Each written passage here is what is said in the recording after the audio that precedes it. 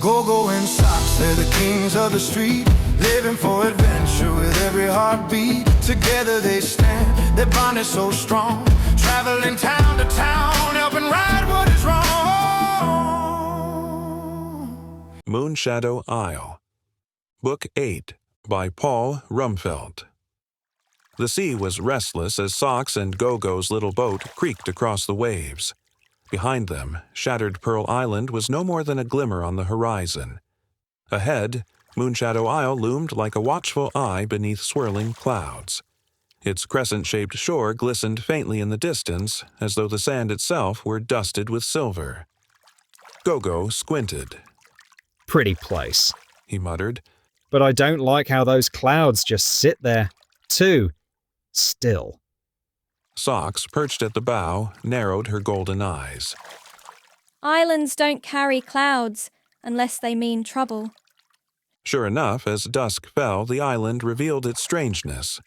The jungle seemed to shimmer with a pale glow, shadows stretched unnaturally long, and from somewhere deep within the trees, whispers floated on the wind.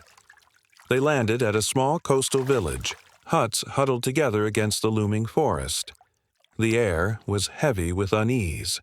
Men and women sat silently near fires that burned brighter than necessary, as though to push back the night. A wiry man named Kalo greeted them, his eyes shadowed. You're strangers, brave ones if you've come here of your own will. You should turn back. Moonshadow Isle eats those who linger. Eats them? GoGo asked, ears twitching. Kalo nodded grimly. They vanish, no sign, no sound, only marks. Socks said. Do you mind if we take a look your marks? Perhaps we can help. Kalo led them to a hut. Inside, the floor bore long black smears, as though ink had spilled and crawled across the wood. Kalo said, 3 families gone this month, nothing left but these stains. GoGo's fur bristled. Shadows that crawl? Nope. Don't like that at all. Socks sniffed the marks carefully. They weren't natural, more like burned impressions, but cold to the touch. She flicked her tail. Whatever did this isn't done yet. That night, Socks and GoGo camped on the edge of the forest. The moon rose, bathing the island in pale silver. The shadows of the trees grew long and thin, stretching farther than they should have. Then came the whispers. At first, it was only faint, a soft repetition of GoGo's chatter from earlier in the day. Pretty place. Don't like those clouds. The words drifted through the branches, not in his voice exactly, but close enough to send shivers down his fur. GoGo's eyes widened. That's me. That's my words. Sock's ears flattened. She listened intently. More whispers followed, echoes of her own words, repeated back, but slightly twisted. Islands don't carry clouds unless they mean hunger. That's not what I said. Socks hissed. GoGo shuddered. Something out there is listening and learning. Venturing deeper into the jungle, they soon saw what the villagers feared most. Under the full glow of the moon, figures flickered among the trees. Human-like, but hollow, made entirely of shadow.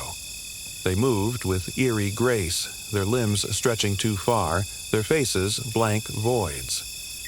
One stepped into the clearing where Socks and GoGo crouched. It mimicked GoGo's stance exactly. Arms out, head cocked, like a reflection in dark water. When GoGo shifted, so did it. It's copying me, He whispered. Not copying. Socks murmured. Mimicking. Practicing. When GoGo backed away, the phantom took a step forward as though eager to close the gap. Its form rippled hungrily. Socks swiped at it, her claws slicing through smoke. The figure wavered, then dissolved into the shadows of the trees. GoGo clutched his chest. I don't know what's worse, ghosts or shadows that want to be us. Guided by Kalo, they found the crumbling remains of an ancient observatory deep within the island's interior. Its roof was open to the sky, stone pillars carved with moons and stars. Broken tablets lay scattered, etched with symbols neither cat nor monkey could read. But Lyra, one of the villagers, met them there. Her family, she confessed, had guarded the ruins for generations. The stargazers built this place, She explained. They believed the moon was alive. They tried to bind its shadow into stone, but the ritual went wrong. They vanished, and the shadows stayed. She touched a cracked tablet reverently. This is their warning. Knowledge without balance becomes hunger. Socks frowned. And now the shadows hunger for us. GoGo scratched his head. Balance, huh? Wonder what they meant. That night, they stumbled upon another group in the jungle. These were not Kalo's villagers, but a hidden sect. Men and women cloaked in dark robes, their leader carrying a lantern carved with lunar symbols. We are the Moonkeepers, The leader intoned. descendants of the last stargazers. The shadows are sacred. They are not to be destroyed. Sacred? GoGo barked. They're swallowing people whole. Because the ritual remains incomplete. The leader countered. If we find the missing tablets, the shadow can be controlled. We will finish what our ancestors began. Sock's tail lashed. Or repeat their mistake. The sect would not listen. They vanished back into the forest, leaving behind only flickering lantern light. Days of investigation brought them closer to the truth. Socks noticed the phantoms never strayed far from living people. They lingered, mimicking, as though desperate to join. GoGo braved a cave thick with glowing rocks and discovered a tablet hidden in the depths. Its carvings showed two moons, one of light, one of shadow, balanced on a scale. The shadows aren't meant to be destroyed or worshipped. Socks realized. They're pieces, incomplete. They're trying to rejoin their other halves. And when they can't, GoGo said grimly. they eat. On the night of a rare alignment, when the moon hung largest and brightest, the shadows attacked in force. They poured from the forest, blank figures reaching, stretching, pulling at both villages. The coast villagers fought with fire. The moonkeepers raised lanterns chanting. But neither fire nor prayer stopped the phantoms. Socks and GoGo raced to the observatory. There, the final tablets lay waiting. By moonlight, the carvings became clear. The ritual had never been about binding the shadow. It was about joining light and shadow as one. Balance. Socks whispered. That's the key. GoGo climbed the crumbling pillars, adjusting the ancient mirrors that still stood, cracked but functional. Tell me where to point 'em. Socks, sharp-eyed, leapt across the stone altar, aligning tablets in a circle. Here! The light must meet the shadow. The moonlight caught the mirrors, scattering beams across the observatory. The beams struck the tablets, glowing brighter until the whole circle pulsed with silver light. The phantoms shrieked, an awful, hollow sound. Then, one by one, they dissolved into silver mist, drawn into the circle of light. The mist swirled upward, joining the moon above. And, just like that, the shadows were gone. Dawn came gentle, golden, and clear. For the first time in living memory, Moonshadow Isle looked ordinary. No ghostly glow, no stretched shadows, only a peaceful jungle, a silver crescent of sand, and the laughter of villagers greeting the new day. The coast dwellers and the moonkeepers, long divided, faced one another in silence. Then Lyra stepped forward, extending her hand to Kalo. We were wrong to guard secrets and shadows. Let us share the island together. Slowly, Kalo took her hand. Murmurs turned to cheers. The two groups, once bitterly opposed, began speaking, planning, even laughing together.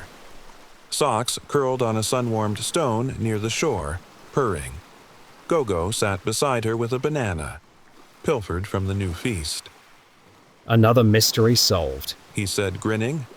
though I don't mind telling you, those shadows gave me the creeps. Socks flicked her tail, eyes half closed. Truth hides in strange places. But peace was worth finding. She glanced at the horizon, where another island silhouette lingered, half hidden by mist. GoGo noticed too, and his grin widened. Think that place has ghosts, curses, or monsters? Likely all three. Socks purred.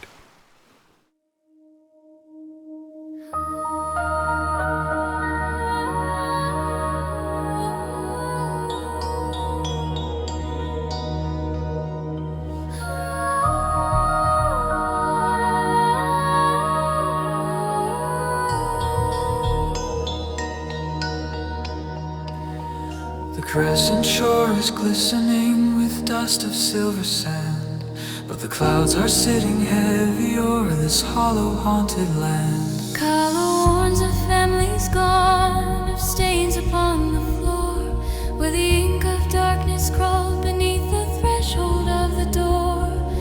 Islands don't carry clouds, success with golden eyes, unless there's trouble brewing underneath the velvet sky.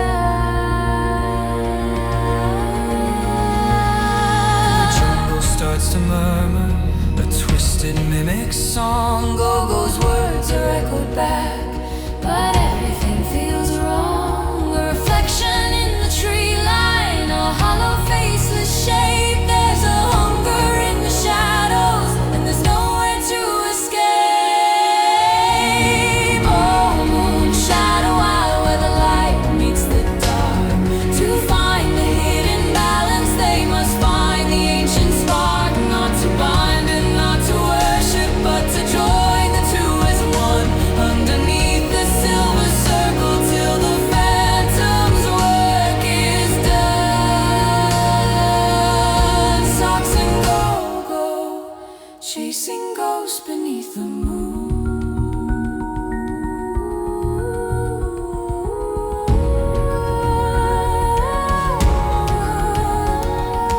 deep inside the ruins where the old stargazers fell. They found the broken tablets and the secret they would tell. Knowledge without balance is a hunger, so they read. As the moon keepers arrived with all the ancient words they said, The shadows started pouring like a river from the pines, seeking out their other halves. across the ancient line. GoGo climbs the pillars, adjust the silver glass, align the mirrors to the light, and let the spirit pass. The beam strikes the altar, the pulse begins to glow, merging every hollow ghost with the light they used to know. Moonshadow, where the light meets the dark. They found the hidden balance, they found the ancient spark. Not to bind and not to worship, but to join the two as one. Underneath the silver circle and the phantom's work is done. Socks and GoGo, chasing ghosts beneath the moon.